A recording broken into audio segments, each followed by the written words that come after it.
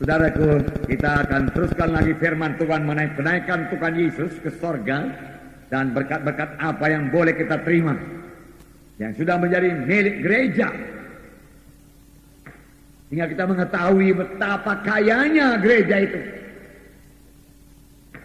Sehingga kita mengetahui betapa berkuasanya gereja. Gereja harusnya penuh dengan berkat Tuhan, penuh dengan kuasa Tuhan. Dan demikianlah kehendak Tuhan. Saya akan membaca lagi dalam Kisah Rasul pasal 1. Pada suatu hari ketika ia makan bersama-sama dengan mereka, ia melarang mereka meninggalkan Yerusalem dan menyuruh mereka tinggal di situ, menantikan janji Bapa yang demikian katanya, telah kamu dengar daripadaku. Sebab Yohanes membaptis dengan air, tapi tidak lama lagi kamu akan dibaptis dengan Roh Kudus. Jadi Yesus sendiri mengatakan ada baptisan Roh Kudus. Sebab Yohanes membaptis kamu dengan air, tapi aku membaptis kamu dengan Roh Kudus. Yohanes akan menenggelamkan kamu dalam air, tetapi aku, Tuhan Yesus berkata, akan menenggelamkan kamu dalam Roh Kudus dan hidupmu akan berubah. Tuhan Yesus berkata. Saya bacakan lagi. Maka bertanyalah mereka yang berkumpul di situ, Tuhan, maukah engkau pada masa ini memulihkan kerajaan bagi Israel? Jawabnya, engkau tidak perlu mengetahui masa dan waktu yang ditetapkan Bapa sendiri menurut kuasanya. Tetapi kamu akan menerima kuasa kalau Roh Kudus turun ke atas kamu. Dan kamu akan menjadi saksiku di Yerusalem dan di seluruh Judea dan Samaria dan sampai ke ujung bumi. Firman Tuhan berkata, tetapi kamu akan beroleh kuasa. Beroleh apa, saudaraku? Kuasa. Katakan dengan kuat, kuasa. Saya beroleh kuasa. Kerajaan sorga, kerajaan yang penuh kuasa. Saya hidup di dalamnya. Saya hidup berkuasa di bumi ini. Saya beroleh kuasa Roh Kudus. Haleluya Tuhan. Nah, perhatikan perkataan kuasa. Kamu beroleh kuasa. Kuasa Roh Kudus disediakan Tuhan bagi gerejanya, supaya gerejanya memiliki kuasa. Bahkan gerejanya penuh dengan kuasa. Kalau kita bicara mengenai gereja, kita tidak bicara mengenai gedung, saudaraku. Tapi kita bicara mengenai anak-anak Tuhan yang sudah selamat. Karena gereja adalah anak-anak Tuhan, yaitu saudara dan saya yang sudah selamat. Jadi saudara dan saya seharusnya hidup penuh kuasa. Kuasa untuk mengalahkan setan. Kuasa mengalahkan musuh kita. Kuasa untuk mengalahkan segala sesuatu dari musuh kita. Jika kita hidup berkemenangan, saudaraku, itulah kehendak Tuhan bagi gerejanya, saudaraku. Tidak berubah, saudaraku. Hidup berkuasa. Saya membacakan. Sudah ia mengatakan demikian, perangkallah ia disaksikan oleh mereka dan awan menutupnya dari pandangan mereka.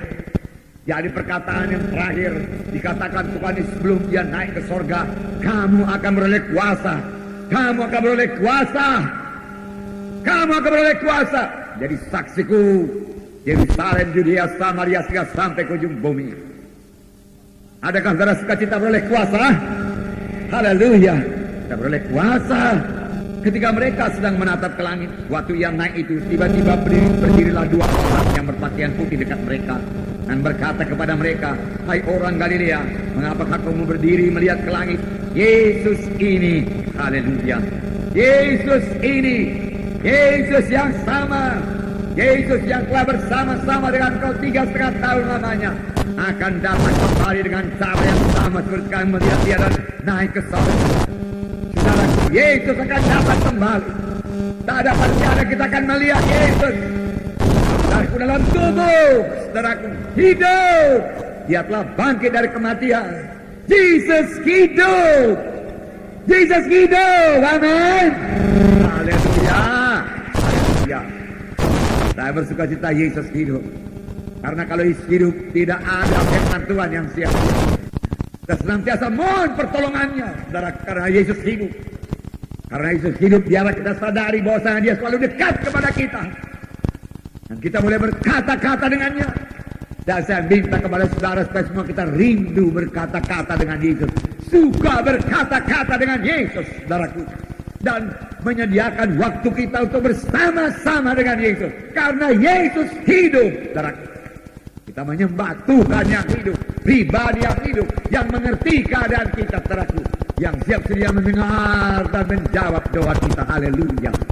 Haleluya.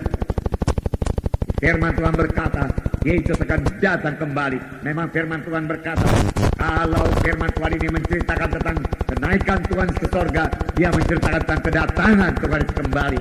Dalam Yohanes 14 ayat 2, di rumah Bapakku banyak tempat tinggal. Jika tidak demikian, tentu aku mengatakannya kepadamu. Sebab aku pergi ke situ untuk menyediakan tempat bagimu. Ini juga sangat menghiburkan.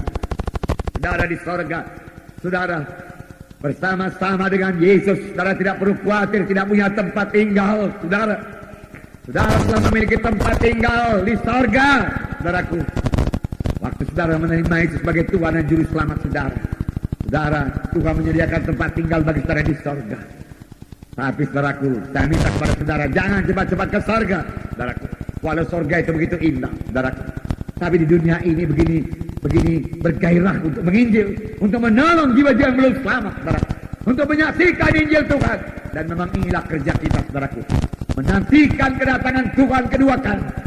Menantikan kedatangan Tuhan kedua kali bukanlah hidup berlajak-lajak, saudaraku.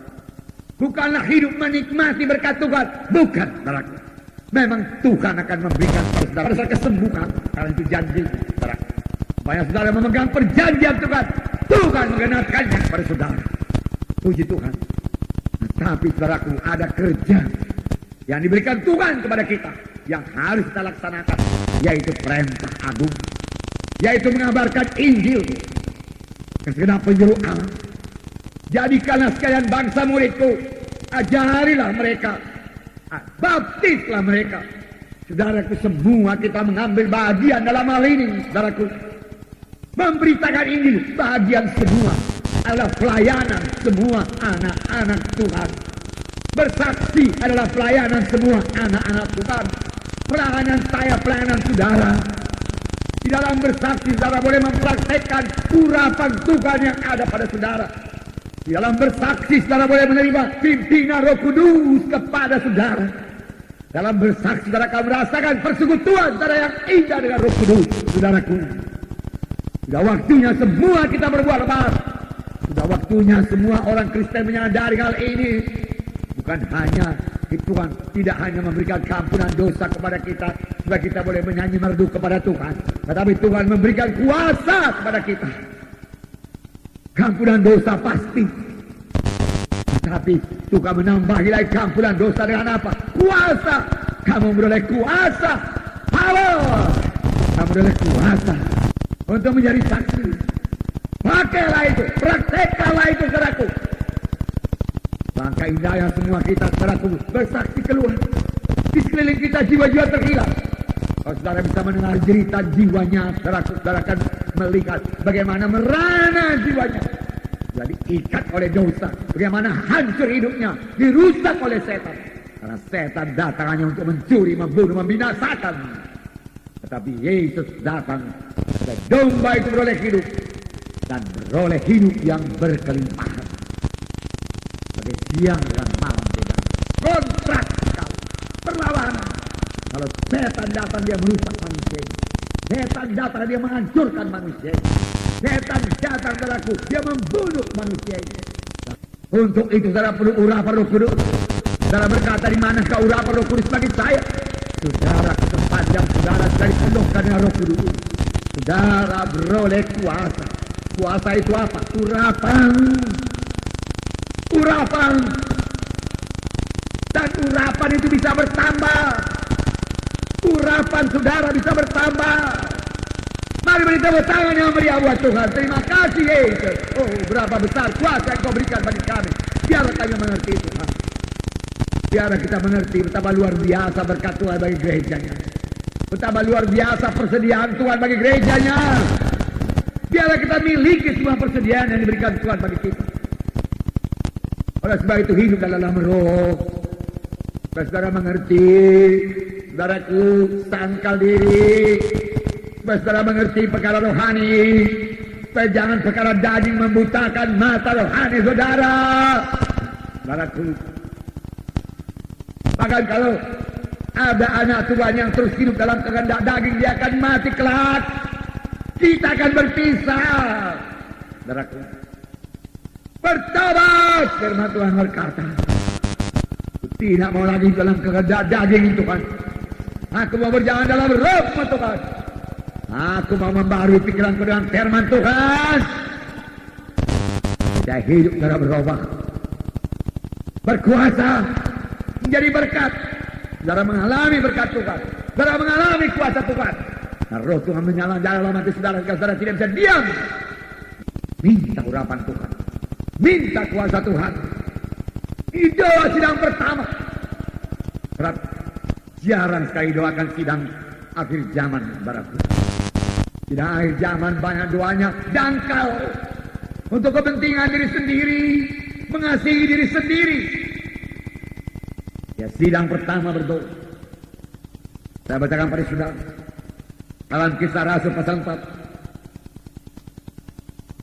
Ayat 29.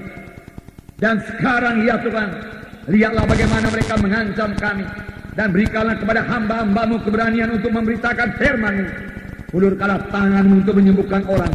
Dan adakanlah tanda-tanda dan mujizat-mujizat oleh nama Yesus hamba-Mu yang kudus. Mari kita mulai berdoa seperti ini, saudaraku. Tidak akhir zaman. Mereka tidak berdoa, Tuhan berkati saya, Tuhan.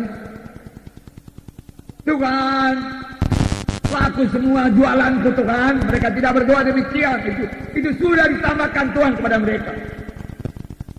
Mereka berdoa, ulurkan tangan-Mu tiap kali kami melayani, Tuhan. Sembuhkan orang, Tuhan.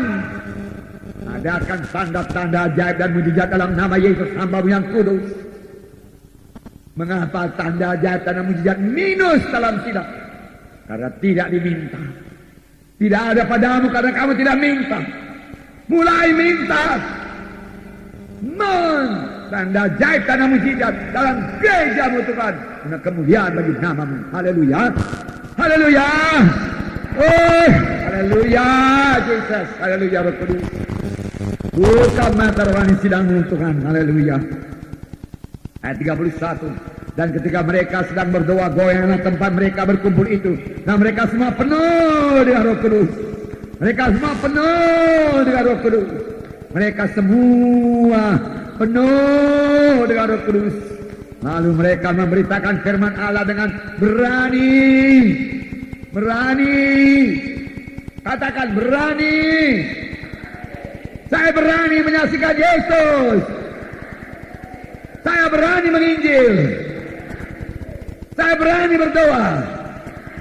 Buat orang sakit. Saya berani meletakkan tangan atas orang sakit. Saya berani. Roh penakut keluar dari saya. Di dalam nama Yesus. Haleluya Yesus. Haleluya Tuhan. Haleluya. Haleluya. Haleluya. Anak-anak Tuhan dan anak-anak yang berani. Berani. Firman Tuhan berkata, penakut tidak mewarisi kerajaan sorga. Bersama Yesus. Sangat indah balas. Nah, mereka memberitakan firman Tuhan dengan berani. Ayat 33. Dan dengan kuasa yang besar. Rasul-rasul memberi kesaksian tentang kebangkitan Tuhan Yesus. Dan mereka semua hidup dalam kasih karunia yang melimpah-limpah. Dengan kuasa yang besar. Bukan kuasa yang kecil. Tuhan kita Tuhan yang besar. Yesus Tuhan yang besar. Kuasanya juga besar. Dan kuasa itu sekarang milik gereja. Milik tubuh Kristus. Hanya banyak kali tubuh Kristus tidak sadar. Tidak tahu. Saudara, mata rohaninya itu terus setan. Banyak kali gereja memiliki pikiran duniawi.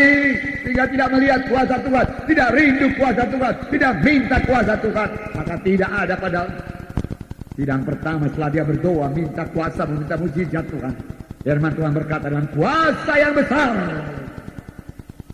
Rasul-rasul naik saksi.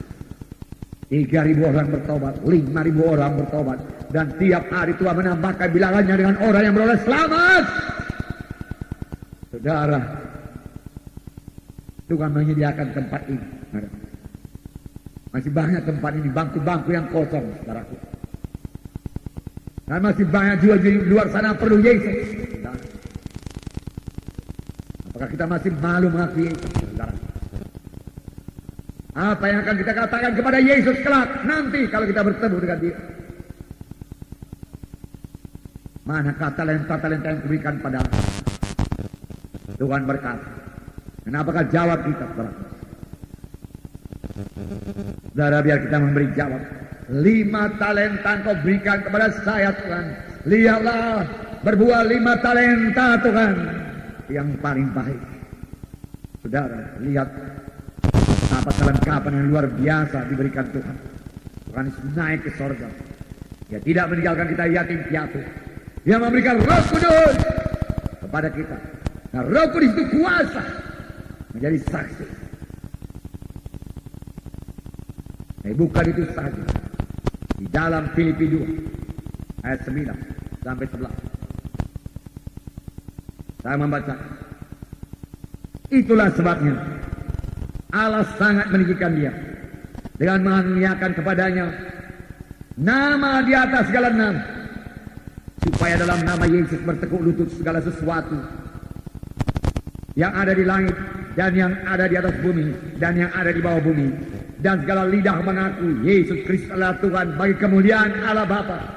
Itulah sebabnya Allah sangat meninggikan Yesus dan memberikan kepadanya nama di atas segala nama. Nama di atas segala nama. Tidak ada nama yang lebih berkuasa dari nama Yesus. Tidak ada nama yang lebih berkuasa dari nama Yesus. Nama Yesus, nama yang paling berkuasa. Saudaraku, dalam pertemuan hari Jumat saya katakan nama itu sama dengan kuasa.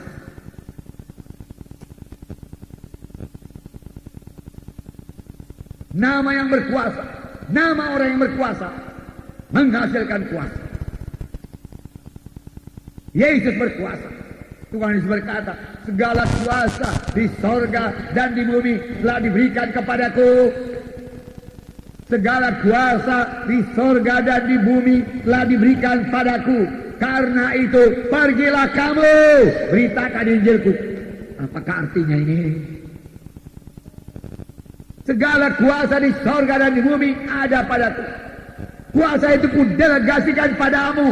Pergilah kamu, lakukan pekerjaan yang kulakukan. Bahkan pekerjaan yang lebih besar daripada kulakukan akan kamu lakukan. Sebab aku pergi kepada Bapa. Amin, saudara. Kitalah yang mengerjakan itu semua. Biarlah kita mengenal betapa besar kuasa yang diberikan Tuhan bagi kita. Betapa luar biasanya kuasa dalam nama Yesus.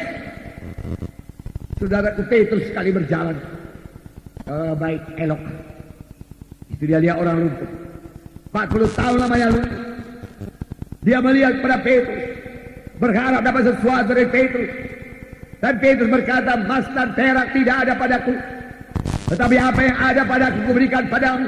Di dalam nama Yesus Kristus orang Nazaret itu bangkit dan berjalan. Dia angkat orang itu, dia bantu berdiri. Ketika itu juga kuatlah kaki dan mata kaki orang itu. Tapi apa yang ada padaku kuberikan padamu. Di dalam nama Yesus Kristus orang Nazaret, bukan orang yang lain. Aku berkata kepadamu, bangkit dan bangun. Ini milik gereja. Gereja harus bangkit dan mengenal kuasa dalam nama Yesus. Katakan di sini, mengaruniakan kepadanya nama di atas segala nama. Dalam nama Yesus bertekuk lutut, tunduk. Segala sesuatu di langit, penguasa-penguasa jadi udara, roh-roh jadi udara, setan iblis tunduk dalam nama Yesus. Kenallah saudaraku, mengapa mereka tunduk? Waktu Yesus naik ke sorga, dia lucuti itu semua. Bentar kita baca, saudaraku. Dia lucuti semua kuasa-kuasa gelapan itu. Saudara boleh mengusir dia, jangan dia mengganggu saudara lagi. Jangan dia menyiksa saudara, jangan dia membunuh saudara, jangan dia memberi penyakit kepada saudara. Jangan dia menghalangi pemberitaan Injil saudara. Jangan dia menghalangi berkat Tuhan. Dan usirkan dalam nama Yesus. Amin. Haleluya. Haleluya. Nah, saudara kalian kasih dalam nama Yesus, nama dari segala nama.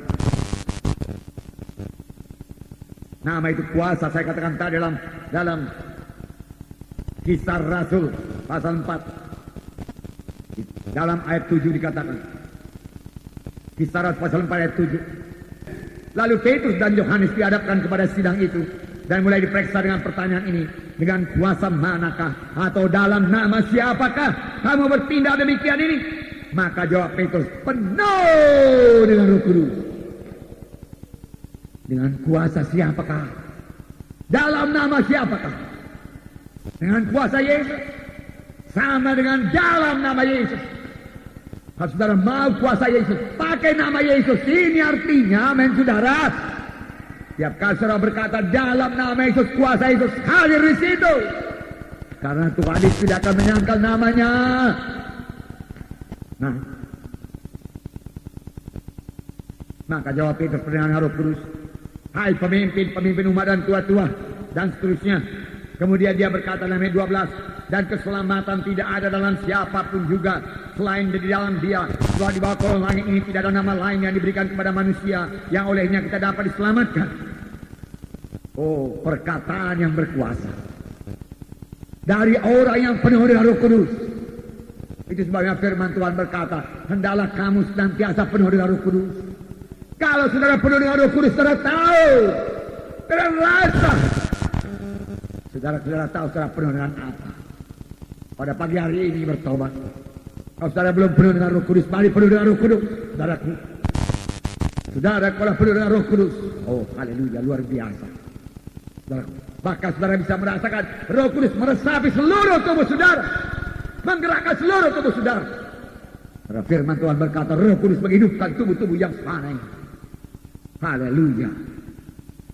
Roh Kudus menyehatkan tubuh-tubuh yang fana ini. Tetapi hari ini kita bicara mengenai kuasa Roh Kudus, saudaraku. Roh Kudus mengurapi saudara. Roh Kudus memberikan hikmat kepada saudara. Roh Kudus memberikan pengertian kepada saudara. Pengertian baru kepada saudara. Petrus beroleh hikmat daripada Tuhan. Beroleh karunia, pun saya percaya ini karunia perkataan pengetahuan. Dan dia berkata, keselamatan tidak ada dalam siapapun juga di bawah kolong langit ini. Karena di bawah kolong langit ini tidak ada nama lain yang dikaruniakan kepada manusia yang di dalamnya kita beroleh selamat. Tidak ada nama lain, hanya satu nama, yaitu nama Yesus. Nama Yesus. Akibatnya ayat 13. Ketika sidang itu melihat keberanian Petrus dan Yohanes dan mengetahui bahwa keduanya orang biasa yang tidak terpelajar, heranlah mereka dan mereka mengenal keduanya sebagai pengikut Yesus. Heran mereka. Ada dua perkara yang diherankan mereka. Saudara, dua perkara. Pertama, keberanian. Apa saudaraku? Yang kuat saudaraku. Keberanian. Katakan keberanian. Ya, itu yang kuat. Tolong mic-nya juga dikuatkan. Haleluya. Ya. Anak-anak Tuhan harus berani. Amin. Haleluya. Keberanian. Orang luar melihat keberanian kita. Keberanian. Dan ketika melihat keduanya tidak terpelajar, orang biasa, heranlah mereka. Mengapa orang biasa begini bisa berkata begitu? Satu perkataan yang kuat, teguh. Satu pernyataan yang luar biasa. Dia tidak tahu itu pekerjaan Roh Kudus.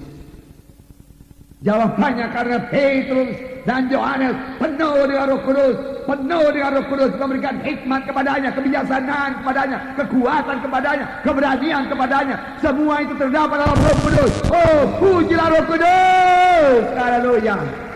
Terima kasih Roh Kudus, terima kasih Roh Kudus, terima kasih. Haleluya. Haleluya. Intimlah dengan Roh Kudus. Bergaulah dengan Roh Kudus. Bersekutulah dengan Roh Kudus. Tuhan memberikan Roh Kudus kepada saudara. Dan saudara boleh bersekutu dengan dia. Supaya dia bisa mengajari saudara. Supaya Roh Kudus bisa membubuh perkataannya dalam lidah saudara. Sama sebagaimana kepada Petrus. Petrus bisa berkata dan keselamatan tidak ada dalam siapapun juga. Memang keselamatan hanya terdapat dalam Yesus. Kita diselamatkan bukan karena kita berbuat jujur. Bukan. Bukan. Kejujuranmu hanya sebagai lapuk saja di hadapan Tuhan. Tidak laku. Kejujuran manusia. Tidak ada nama lain. Bukan oleh kebenaran saya selamat, bukan. Bukan kalau saya menyumbang gereja, saya berbuat baik, saya menolong orang miskin, saya menolong janda-janda, anak yatim piatu, saya selamat. Tidak. Itu memang perlu. Tapi itu saja tidak menyelamatkan kita. Yang menyelamatkan kita itu satu pribadi, yaitu Tuhan Yesus Kristus yang telah mati bagi saudara. Darah yang dicurahkan di kayu salib di Golgota, dikuburkan, tapi bangkit pada hari yang ketiga, naik ke sorga, hidup. Saudaraku, sudah dia juru selamat kita, Tuhan Yesus Kristus. Amin, saudara. Nah, itu yang menyelamatkan kita. Haleluya, haleluya. Dan nama itu nama Yesus milik saudara. Haleluya, pakailah itu. Dalam nama Yesus itu milik saudara. Dalam nama Yesus itu milik saya. Pakailah itu. Kapan setan datang, pakai dalam nama Yesus itu mengusirkan dia. Kapan penyakit datang padaku dan berusaha menempelkan dirinya kepada saudara, pakai dalam nama Yesus itu menyingkirkan penyakit tersebut. Amin. Pakai, jangan diam saja, saudaraku. Tuhan berikan senjata kepada saudara. Kapan setan sudah jelas-jelas datang, pakai dalam nama Yesus. Kalau kami lewat di tempat keramat-keramat, kami katakan, saudaraku, kami katakan darah Yesus membuskan kami. Dalam nama Yesus, roh jahat tidak boleh kau jamah seorang pun di antara kami. Dalam nama Yesus. Saudara, kita harus mengerti dunia rohani. Karena peperangan kita peperangan rohani. Kita dalam peperangan. Jangan bungkem, jangan lambang. Hidup dalam Roh Kudus. Tangkas memakai senjata Allah. Baik firman Tuhan terpakai ada tersurat. Dalam nama Yesus, penuh dengan Roh Kudus. Hendaklah kamu berjaga-jaga senantiasa. Tapi perkara daging, saudaraku, perkara daging melumpuhkan anak-anak Tuhan. Perkara daging membutakan mata rohani anak-anak Tuhan. Mari bertobat, mari hidup dalam Roh, tinggalkan sebuah dosa. Amin. Haleluya, haleluya, haleluya. Semua bertemu dengan kuat. Haleluya, haleluya, haleluya. Tuhan hidupkan semua, Tuhan. Haleluya. Oh, haleluya. Saudara hidup sungguh-sungguh pagi hari ini. Haleluya. Dan saudara bergairah terus dalam firman Tuhan ini, saudaraku, dan memakai dalam hidup saudara. Haleluya. Kolose pasal 2. Kolose pasal 2 ayat 15. Ia telah melucuti pemerintah-pemerintah dan penguasa-penguasa dan menjadikan mereka tontonan umum dalam kemenangannya atas mereka. Ia di sini Yesus. Pada waktu dia naik ke surga atau pada waktu dia turun ke bawah bumi, dia melucuti pemerintah-pemerintah, penguasa-penguasa jahat dan menjadikan mereka tontonan umum. Didemonstrasikan di sekalian mereka. Sudah dilucuti. Saudara tidak perlu takut lagi kepada setan. Senjatanya sudah dilucuti. Tidak perlu takut lagi kepada bingung ganjang manapun juga. Senjata yang telah dilucuti. Dalam nama Yesus saudara bisa menguasai dia. Bukan dia yang menguasai saudara. Oleh sebab itu setan mesti kalah. Kalau saudara usirkan dalam nama Yesus, dia mesti pergi. Dan segala sesuatu buah tangan setan yang dibawanya mesti bawa beserta engkau, setan katakan. Beberapa minggu yang lalu kita katakan penyakit bukan daripada Tuhan, penyakit bukan dari sorga. Kalau bukan dari sorga, dari mana? Dari setan. Kelemahan bukan dari sorga. Tuhan tidak mengendaki anak-anaknya lemah. Bahkan tahu sudah, Tuhan tidak mengendaki anak-anaknya lemah walaupun sudah tua umurnya. Oh, ini luar biasa. Musa berkata, firman Tuhan mengatakan tentang Musa 120 tahun umurnya, kekuatannya belum hilang, matanya belum pudar. Tidak pikun. Tidak pakai tongkat, saudaraku. Boleh jadi tongkat hanya tongkat untuk saudaraku menyatakan kuasa Tuhan. Lambang daripada Roh Kudus dia pakai. Karena dengan tongkat itu dia membebaskan bangsanya dari penindasan Mesir, saudaraku. Bukan tongkat untuk menahan badannya, menyokong badannya karena tidak kuat berdiri, saudaraku. Tidak.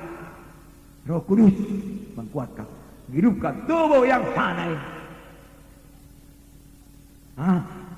Luar biasa berkat saudara, men. Luar biasa.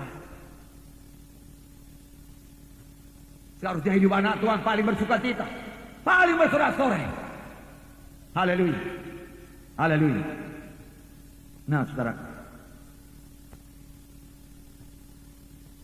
dalam satu, jadi setan selalu lucuti. Sebabnya firman Tuhan berkata dalam 1 Yohanes 4 ayat 4, bahwasanya 1 Yohanes 4 ayat 4 dikatakan di sini. Ayat 4. Kamu berasal dari Allah, anak-anakku, dan kamu telah mengalahkan nabi-nabi palsu itu. Dengan kata lain, kamu telah mengalahkan roh-roh jahat itu. Sebab roh yang ada di dalam kamu lebih besar daripada roh yang ada dalam dunia. Haleluya. Haleluya. Roh Kudus yang ada dalam saya lebih besar daripada roh yang ada dalam dunia ini. Rohul Kudus yang ada dalam saya lebih berkuasa daripada roh penyakit. Rohul Kudus yang ada dalam saya lebih berkuasa daripada roh kanker. Rohul Kudus yang tinggal dalam saya lebih berkuasa daripada roh tumor. Rohul Kudus yang dalam saya lebih berkuasa daripada roh TBC. Amin. Haleluya. Itu milik saudara. Sebenarnya Roh Kudus diberikan kepada saudara yang lebih berkuasa. Dia lebih besar, bukan lebih kecil. Tapi kerap kali saudara, banyak anak Tuhan membesarkan setan. Memang setan memenuhi dunia ini, saudara-saudara.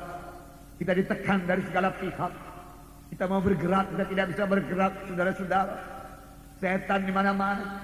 Kita dipukul habis-habisan, kita dipukul. Kita tidak bisa menginjil sekarang. Segala berkat kita diambil setan. Kita hidup miskin-miskin. Kita hidup lemah-lemah, sakit-sakit, kita rendah hati. Tuhan, cepatlah datang Tuhan, supaya kami bisa sampai ke surga. Kalau engkau lama datang Tuhan, ke neraka lah kami semua. Hebat kali setan ini Tuhan. Walau tidak persis mereka berkata demikian, saudaraku. Banyak yang menanggapi demikian akan pekerjaan setan tersebut. Padahal setan sudah dilucuti, saudaraku. Kita adalah umat pemenang.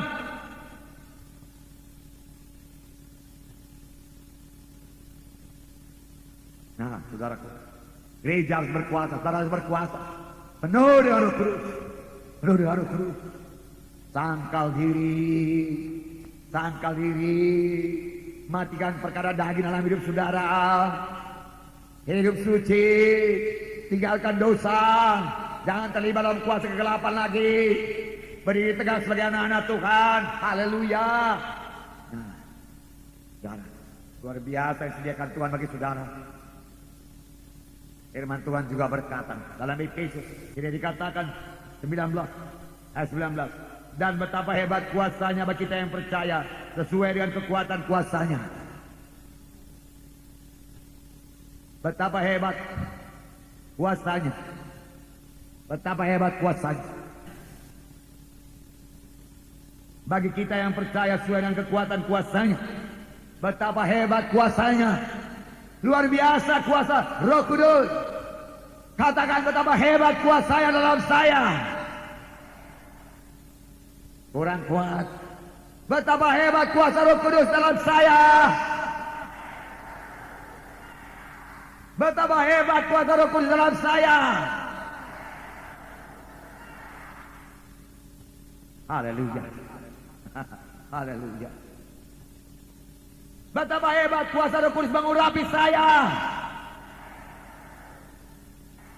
Haleluya.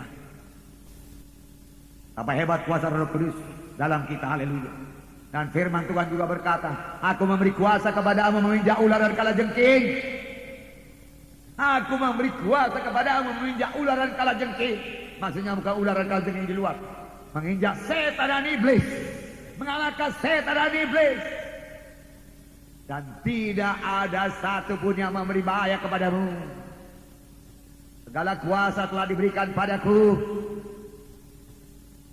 Haleluya. Karena begitu banyak berkat Tuhan kepada kita, saya mau bacakan kepada saudara Markus 11 ayat 22 sampai 24. Yesus menjawab mereka, percayalah kepada Allah. Aku berkata kepadamu, sesungguhnya barang siapa berkata kepada gunung ini, beranjaklah dan tercampaklah ke dalam laut, asal tidak bimbang hatinya, tapi percaya bahwa apa yang dikatakannya itu akan terjadi, maka hal itu akan terjadi baginya. Karena itu aku berkata kepadamu, apa saja yang kamu minta dan doakan, percayalah bahwa kamu telah menerimanya, maka hal itu akan diberikan kepadamu. Percayalah kepada Allah. Dan saya berkata kepada saudara, turut dengan firman Tuhan ini, percayailah firman Tuhan ini. Amin saudara. Karena firman Tuhan dan Tuhan tidak bisa dipisahkan. Pada mulanya adalah firman, firman itulah Allah. Percayai firman Tuhan ini. Kemudian dikatakan di sini, aku berkata kepadamu, sesungguhnya barang siapa berkata kepada gunung ini, ada dua perkara, berkata kepada gunung dan berdoa kepada Tuhan. Berkata kepada gunung dan berdoa kepada Tuhan. Haleluya. Haleluya. Puji Tuhan. Berkata kepada gunung dan doa kepada Tuhan. Ada saatnya kita berkata kepada gunung, mengucapkan perkataan yang berkuasa, karena anak-anak Tuhan berkuasa dan perkataan saudara berkuasa. Hati-hati dengan perkataan saudara, jangan saudara terjerat olehnya, karena perkataan saudara sangat berkuasa. Apa yang saudara katakan jadi. Firman Tuhan berkata demikian, barang siapa berkata kepada gunung ini, beranjaklah engkau, tercampak ke dalam laut, asal tidak bimbang hatinya, saya percaya bahwa apa yang dikatakannya itu akan jadi, maka hal itu akan jadi baginya. Firman Tuhan berkata dalam terjemahan yang lain, maka dia akan memperoleh apa yang dikatakannya itu.